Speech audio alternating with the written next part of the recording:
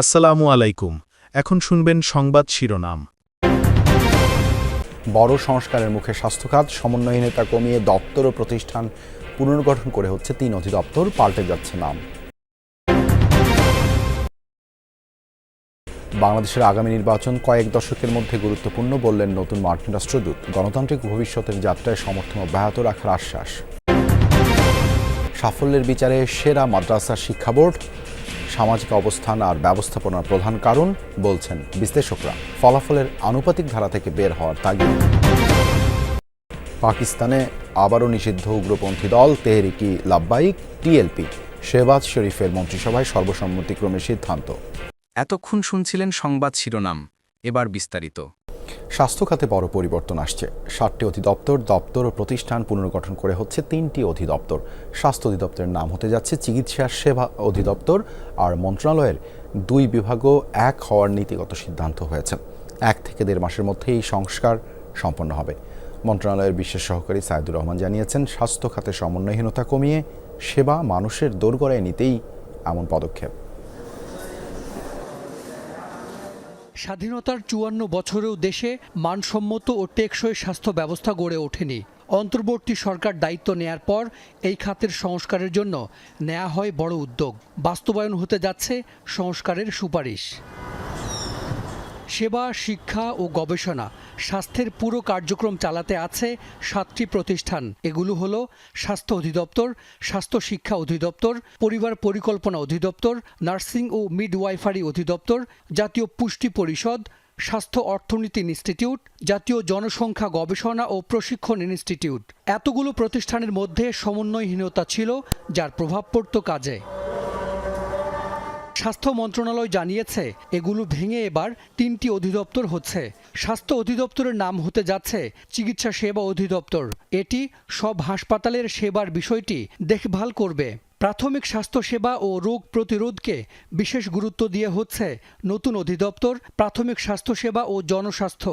আর MBBS, dental ও nursing সহ সব ধরনের চিকিৎসা সেবা ও গবেষণার দায়িত্বে থাকবে স্বাস্থ্য শিক্ষা ও গবেষণা অধিদপ্তর। হাজার হাজার পদ আছে, এই পদগুলোকে অ্যালাইন করা তো খুবই কঠিন, মানে এগুলোকে এই গ্রেড মিলিয়ে মিলিয়ে অ্যালাইনমেন্ট হওয়াটা সেটা একটা লম্বা প্রসেস। বাট আমরা নীতিগতভাবে এই সিদ্ধান্তটা এক হয়ে এই উপর দিকে যে মার্জ হওয়ার ব্যাপারটা, এটা আমরা করে দিয়ে যাবো আশা করতে পারি, এবং এটা অনুমোদন হয়ে যাবে আশা করি।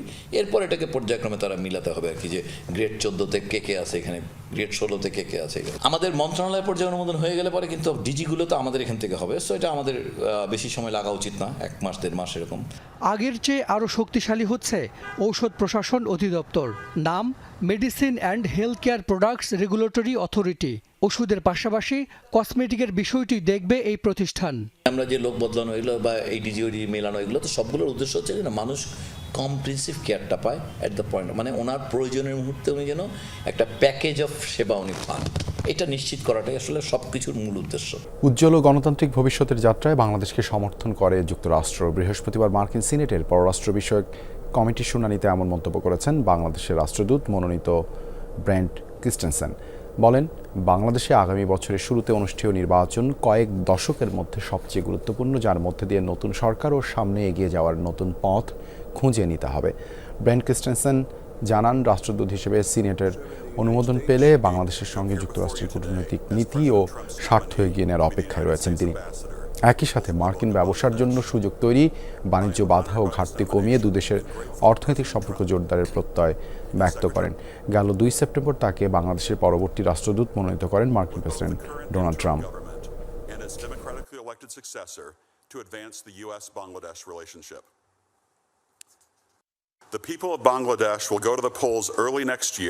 বাংলাদেশের জনগণ আগামী বছরের শুরুতে ভোট দিতে যাবে।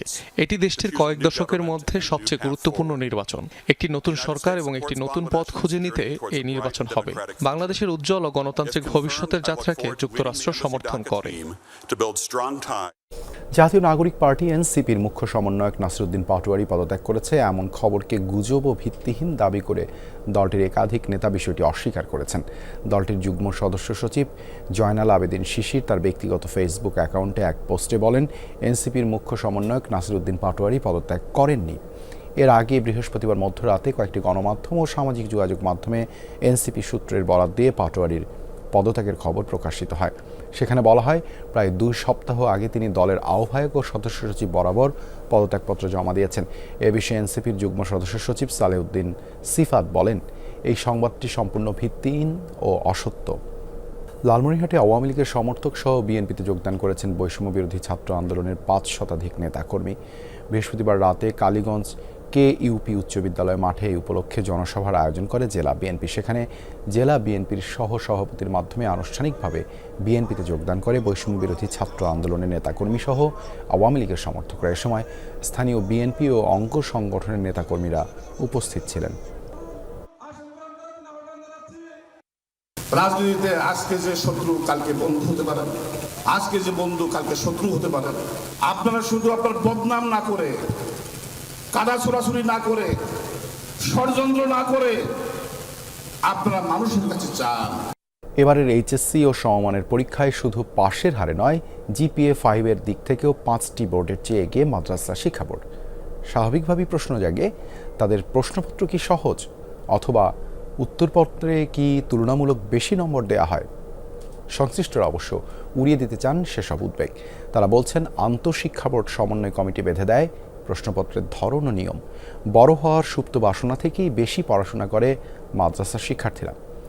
SRS আলীর ছবিতে আলামিন হক অহনের রিপোর্ট। এবার এইচএসসিতে সাধারণ বোর্ডে 10,47,242 পরীক্ষার্থীর মধ্যে পাশ করেছেন 6 লাখেরও কম। আর সমমানের মাদ্রাসা বোর্ডে 82,809 পরীক্ষার্থীর মধ্যে পাশ করেছেন 62,609 জন। শুধু এবার নয়, গেল 5 বছর কখনোই 90% নিচে নামেনি মাদ্রাসা বোর্ডের পাশের হার। যদি আমার দেশের সীমারেখার ভিতরে হয়, সেটাকে আমরা বলবো জিডিপি বা। একই দেশের একই বয়সের শিক্ষার্থীদের ফলাফলে কেন এমন ভিন্নতা?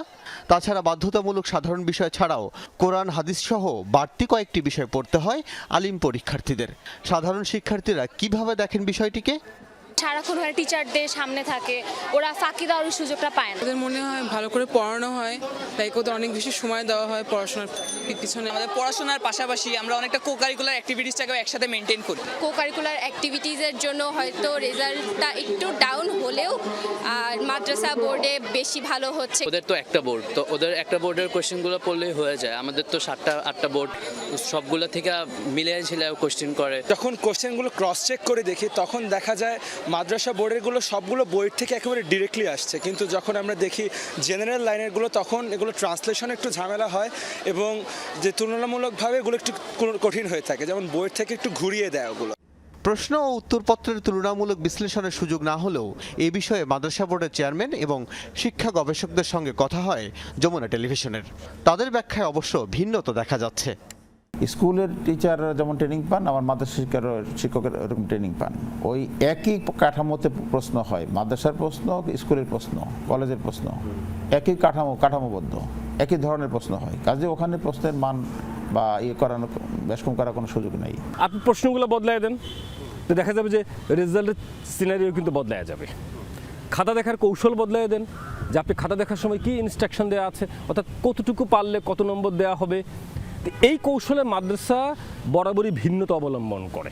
আমি ভালো মন্দ বলছি না, ভিন্নতা অবলম্বন করে, তো যার কারণে তাদের রেজাল্ট একটা স্ট্যান্ডার্ড জায়গায় থাকে।